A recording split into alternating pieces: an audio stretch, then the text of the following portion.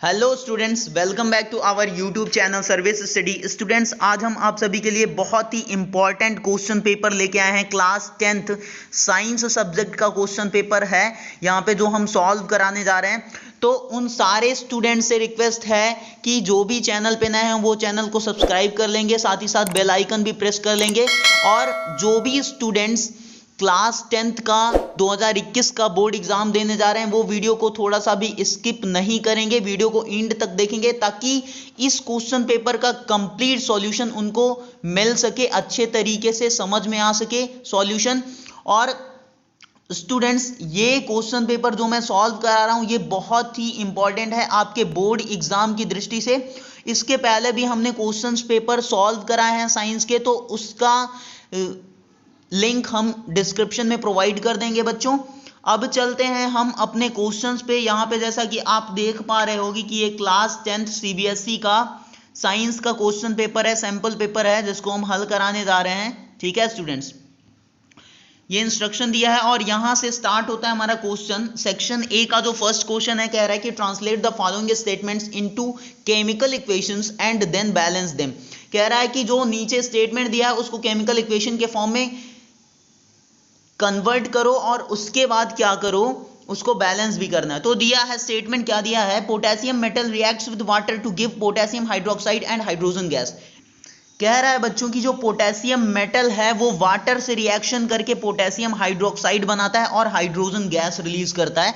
ये जो स्टेटमेंट दिया है इसको केमिकल इक्वेशन के फॉर्म में लिखना है। हम लिख लेते हैं बच्चों, पोटेशियम मेटल है हमारा और ये किससे रिएक्शन कर रहा है, वाटर से रिएक्शन कर रहा है। वाटर के साथ रिएक्शन करने के बाद ये क्या बना रहा है हमारा, पोटेशियम हाइड्रोक्साइड मींस KOH बना रहा है और इसी के साथ साथ हमारी हाइड्रोजन गैस भी रिलीज हो रही बच्चों। ठीक है, H2।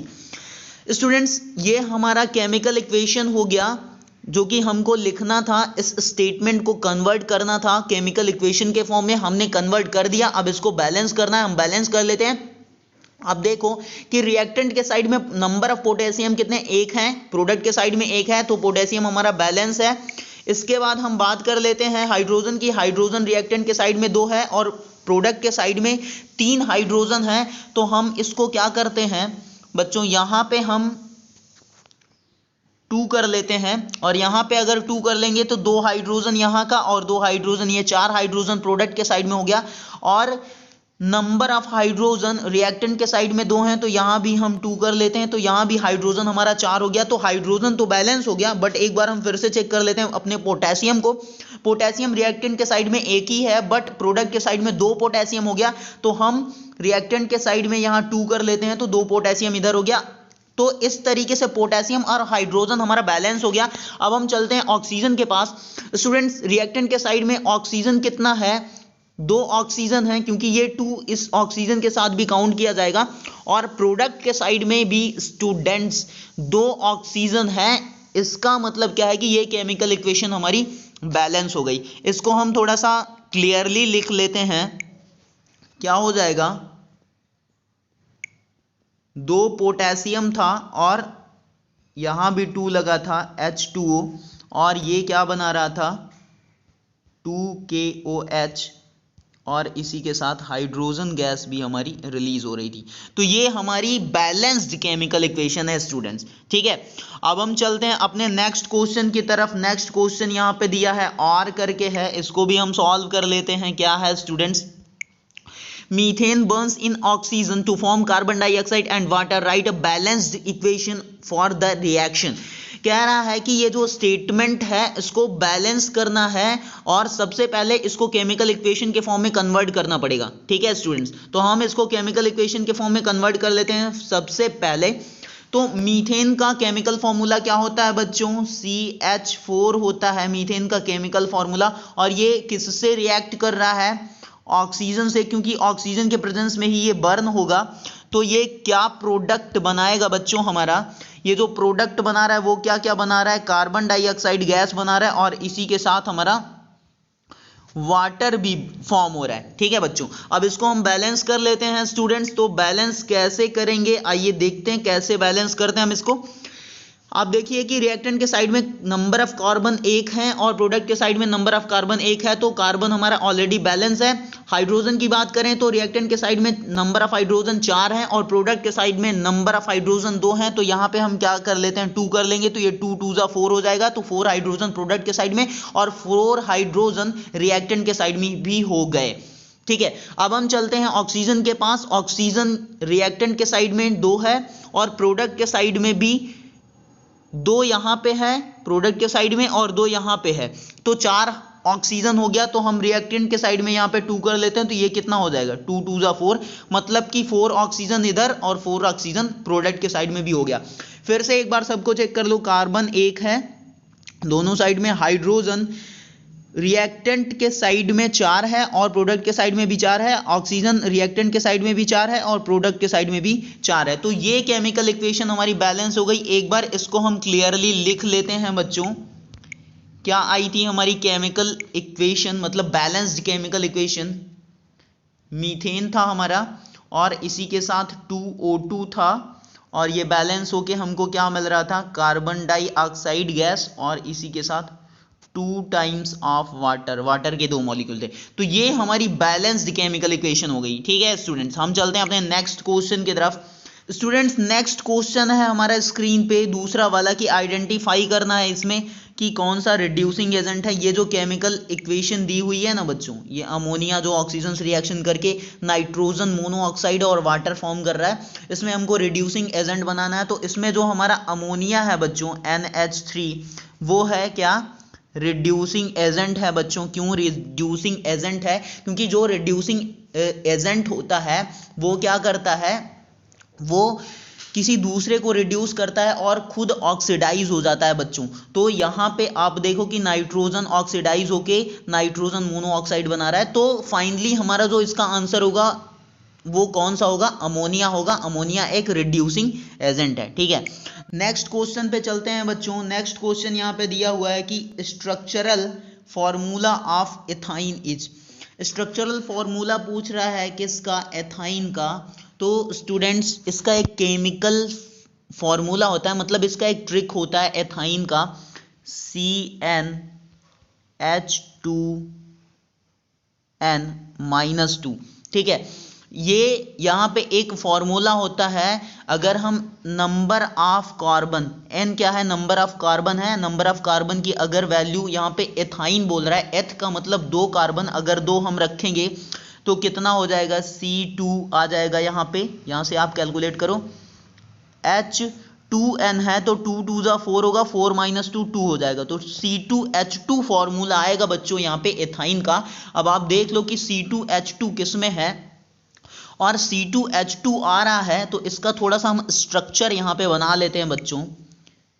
कार्बन और कार्बन में 2 हाइड्रोजन है, 2 कार्बन 2 हाइड्रोजन है C2H2 में, मतलब जो एथाइन का फॉर्मूला आया था क्या आया था, C2H2 आया था बच्चों। तो C2H2 में 2 कार्बन 2 हाइड्रोजन थे, तो यहाँ पे अगर हम 2 हाइड्रोजन ऐड कर देंगे, एक इधर और एक इधर हाइड्रोजन हमने ऐड कर दिया, तो स्टूडेंट्स अब इसकी कितनी वैलेंसी और भी कंप्लीट होने की ज़रूरत है, मतलब कि कितनी वैलेंसी इसकी इनकम्प्लीट है। 4 होती है, एक कंप्लीट हुई हाइड्रोजन के द्वारा दोनों कार्बन की और 3 बाकी है, तो इसके बीच में जो बॉन्डिंग होगी वो कितनी बॉन्डिंग होगी, ट्रिपल बॉन्डिंग होगी। तो ट्रिपल बॉन्ड हो जाएगा कार्बन कार्बन के बीच। तो जो स्ट्रक्चरल फॉर्मूला आएगा एथाइन का बच्चों, वो क्या आ जाएगा, यही वाला आएगा। तो ये कौन सा ऑप्शन में दिया है आप देख रहे हो, ऑप्शन ए इसका राइट आंसर है। ठीक है, ऑप्शन ए। ठीक है, हम चलते हैं अपने नेक्स्ट क्वेश्चन की तरफ। नेक्स्ट क्वेश्चन दिया है बच्चों, define the refractive index of a transparent medium, what is its unit which has a higher refractive index, glass और वाटर। स्टूडेंट्स हमसे पूछ रहा है कि रिफ्रैक्टिव इंडेक्स क्या होता है, सबसे पहले पूछ रहा है, और उसके बाद पूछ रहा है कि इसकी यूनिट बताओ। साथ ही साथ ये भी बताओ कि जो ग्लास का रिफ्रैक्टिव इंडेक्स है और जो वाटर का रिफ्रैक्टिव इंडेक्स है, किसका ज़्यादा रिफ्रैक्टिव इंडेक्स होता है। ठीक है, बहुत अच्छे से समझाने वाला हूँ स्टूडेंट्स, आप ध्यान दीजिए। और इस रिफ्रैक्टिव इंडेक्स जो टॉपिक है, इसका वीडियो जो है वो हमने अपलोड किया है, मतलब कि आप सभी को हमने यूट्यूब पे बताया है अपने चैनल पे, तो हम इस वीडियो का लिंक जो है वो डिस्क्रिप्शन में प्रोवाइड कर देंगे। आप वहां से डिटेल्ड में रिफ्रैक्टिव इंडेक्स के बारे में पढ़ सकते हो, ठीक है। वहां पे हमने एब्सोल्यूट, रिलेटिव रिफ्रैक्टिव इंडेक्स, ये सारी चीजें कराई हैं, ठीक है। बट सबसे पहले हम यहाँ पे रिफ्रैक्टिव इंडेक्स बता देते हैं कि रिफ्रैक्टिव इंडेक्स क्या होता है। स्टूडेंट्स, रिफ्रैक्शन क्या होता है, थोड़ा सा इसके बारे में हम रिकॉल करते हैं। रिफ्रैक्शन, जब लाइट रे एक मीडियम से दूसरे मीडियम में इंटर करती है तो लाइट जो बेंड हो जाती है, तो लाइट का बेंड होना ही क्या बोला जाता है, रिफ्रैक्शन बोला जाता है। और ये जो स्टूडेंट्स रिफ्रैक्टिव इंडेक्स होता है ना, ये मेजर करता है कि लाइट कितना अमाउंट में बेंड हुई है। मतलब कि जो भी लाइट एक मीडियम से दूसरे मीडियम में ट्रेवल कर रही है, तो दूसरे मीडियम में जाने पर वो बेंड होगी, तो उसका कितना अमाउंट बेंड हो जा रहा है, इसकी मेजरमेंट जो करता है वही क्या है, रिफ्रैक्टिव इंडेक्स है, ठीक है स्टूडेंट्स। तो रिफ्रैक्टिव इंडेक्स आई होप कि आपको समझ में आ गया होगा। और इसकी यूनिट पूछ रहा है बच्चों, ये कांस्टेंट है, इसकी यूनिट नहीं होती, ये एक यूनिट लेस होता है, ठीक है।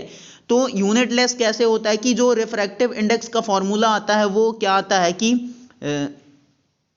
Speed of light in first medium to the speed of light in second medium, ठीक है। तो दोनों ही मीडियम में स्पीड है, तो स्पीड और स्पीड दोनों की यूनिट क्या हो जाएगी, कैंसिल हो जाएगी। तो ये एक ऐसी क्वांटिटी है यूनिट लेस, ठीक है।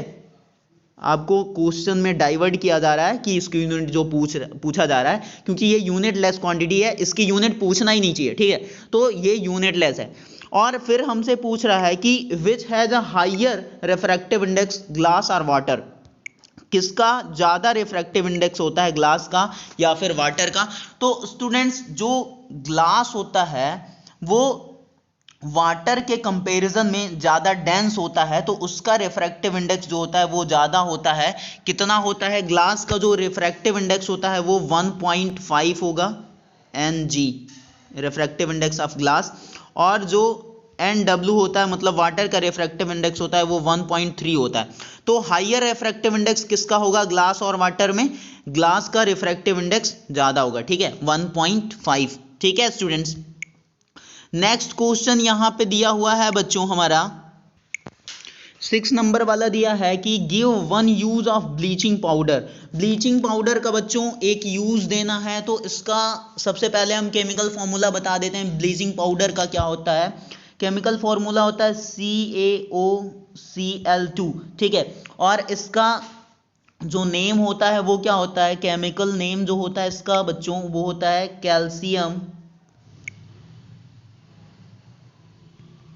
कैल्शियम हाइपोक्लोराइड, ठीक है, हाइपोक्लोराइड होता है। इसका केमिकल फॉर्मूला क्या बताया, CaOCl2, ठीक है। हमसे ये सब नहीं पूछ रहा है, बट हमने बता दिया कि आपको पता रहे। इसका ब्लीचिंग पाउडर का यूज पूछ रहा है, एक को यूज पूछ रहा है, यूज हम बता देते हैं कि ये टेक्सटाइल इंडस्ट्री में यूज किया जाता है, और इसको हम ड्रिंकिंग वाटर जो होता है उसको डिसइंफेक्ट करने में भी यूज करते हैं, मतलब कि वाटर को क्लीन करने में, ठीक है। इसके बाद इसी का आर पार्ट जो दिया है बच्चों की, व्हाट आर एसिड्स। एसिड्स क्या होता है, बहुत ही अच्छा क्वेश्चन है, बहुत ही पॉपुलर है, मे बी आपको पता होगा। तो हम थोड़ा सा इसके बारे में बात कर देते हैं कि एसिड क्या होता है बच्चों। एसिड उस सब्सटेंस को बोलेंगे जो कि अपने एक्वस सॉल्यूशन में H+ आयन डोनेट करता है, ठीक है। एसिड्स क्या होंगे बच्चों, जो कि H+ आयन डोनेट करते हैं, या सबसे बेटर होगा कि आप बोलो कि जो अपने एक्वस सॉल्यूशन में H3O+ आयन डोनेट करता है, हाइड्रोनियम आयन इसको बोलते हैं बच्चों। और सबसे पहले H+ आयन डोनेट करने को ही एसिड बोला गया था, लेकिन बाद में ये डिफिनेशन मॉडिफाई कर दी गई, H3O+ आयन जो डोनेट करेगा उसको एसिड बोल दिया गया, क्योंकि जो H+ होता था बच्चों उसको देखा गया वो अनस्टेबल हो जाता था और वो वाटर से रिएक्शन करके फिर से हाइड्रोनियम आयन बना लेता था। तो इस वजह से एसिड की जो कंप्लीट अच्छी सी डिफिनेशन है वो ये है कि जो अपने एक्वस सॉल्यूशन में H3O+ ion means hydrogen ion donate करेंगे, हाइड्रोनियम आयन डोनेट करेंगे, उनको हम क्या बोलेंगे, एसिड बोलेंगे, ठीक है। तो 7 वाला जो क्वेश्चन, सॉरी 6 वाला जो क्वेश्चन का आर पार्ट है, एसिड क्या होंगे जो कि अपने एक्वस सॉल्यूशन में हाइड्रोनियम आयन डोनेट करें। ठीक है, 7 नंबर वाला जो क्वेश्चन है पूछ रहा है हमसे कि 1 किलोवाट आवर की वैल्यू क्या होती है जूल में, कितना होता है जूल में। स्टूडेंट्स देख लेते हैं यहाँ पे थोड़ा सा कि कितना होता है। ये होता है 3.6 इंटू 10⁻6 जूल होता है। और अगर इसको आपको कैलकुलेट करना है तो बहुत ही सिंपल है, हम बता देते हैं कैसे आप कैलकुलेट करोगे। ठीक है, थोड़ा सा हम यहाँ पे देख लेते हैं। 1 किलोवाट आवर, ठीक, तो ये क्या हो जाएगा हमारा, 1 किलोवाट का मतलब 1000 वाट हो जाएगा, और 1 आवर का मतलब 3600 सेकेंड हो जाएंगे। और इसको कैलकुलेट करोगे तो फाइनली आएगा 3.6 इंटू 10⁻6 आ जाएगा जूल में। ठीक है, तो 1 किलोवाट आवर की वैल्यू जो जूल में आती है वो कितनी आएगी, 3.6 इंटू 10⁻6 जूल आएगी। नेक्स्ट क्वेश्चन है 8th नंबर वाला। स्टूडेंट्स कह रहा है कि identify the poles of magnet in the figure. कह रहा है कि हमको आइडेंटिफाई करना है कि फिगर में मैग्नेट का पोल कौन सा नॉर्थ पोल है, कौन सा साउथ पोल है। थोड़ा सा हम इसको जूम कर रहे हैं, क्यों कर रहे हैं, क्योंकि हमको फिगर क्लियर होना चाहिए। और आप देख पा रहे होगी कि जो इलेक्ट्रिक फील्ड लाइंस हैं वो यहाँ से ऐसे बाहर जा रही हैं इधर, और यहाँ से ऐसे इंटर कर रही हैं। ठीक है बच्चों, फिगर ये ऐसे दिया हुआ है, तो थोड़ा सा हम क्लियर कर लेते हैं इसको। तो स्टूडेंट्स जहाँ से इलेक्ट्रिक फील्ड लाइंस बाहर जाती हैं जिस पोल से, वो हमारा कौन सा पोल होता है, नॉर्थ पोल होता है। और जिससे इलेक्ट्रिक फील्ड लाइंस इंटर करती हैं, अंदर जाती हैं, उस पोल को हम क्या बोलते हैं, साउथ पोल बोलते हैं। तो ये हमने फिगर में बता दिया कि लेफ्ट वाला हमारा नॉर्थ पोल होगा और राइट वाला साउथ पोल होगा। ठीक है, नेक्स्ट क्वेश्चन दिया है स्टूडेंट्स 9 नंबर का जो क्वेश्चन है उसमें कह रहा है कि a current of 1 ampere is drawn by a filament of an electric bulb, what would be the number of electrons passing through a cross section of the filament in 16 second. हमारे पास जो current की value है वो 1 ampere है और time कितना दिया है, 16 सेकेंड। हमको नंबर ऑफ इलेक्ट्रॉन कैलकुलेट करने के लिए बोल रहा है कि नंबर ऑफ इलेक्ट्रॉन कितने क्रॉस करेंगे, मतलब पास करेंगे क्रॉस सेक्शन में से, जो फिलामेंट का है क्रॉस सेक्शन। तो स्टूडेंट्स हमको दो फॉर्मूला पता है, एक पता है Q equal to N E और दूसरा पता है Q equal to I into T. अगर दोनों फॉर्मूले को हम इक्वेट करें तो यहाँ से क्या आ जाएगा, N E equal to I into T, और हमको n कैलकुलेट करना है नंबर ऑफ इलेक्ट्रॉन, तो ये कितना हो जाएगा आई टी अपॉन में ई। ठीक है, वैल्यू पुटअप कर देते हैं। आई की वैल्यू दिया है 1 और टाइम कितना है, 16 सेकेंड का टाइम है, और एक इलेक्ट्रॉन पे चार्ज कितना होता है, 1.6 इंटू 10⁻⁻19 कूलम। तो ये सॉल्व करने पे हमारा कितना आ जाएगा, ये हो जाएगा हमारा 10⁻20। ठीक है, तो जो हमारी फाइनली n की वैल्यू आ रही है, नंबर ऑफ इलेक्ट्रॉन आ रहे हैं वो कितने आ रहे हैं, 10⁻20 इलेक्ट्रॉन होंगे। ठीक है, नंबर ऑफ इलेक्ट्रॉन 10⁻20। ठीक है,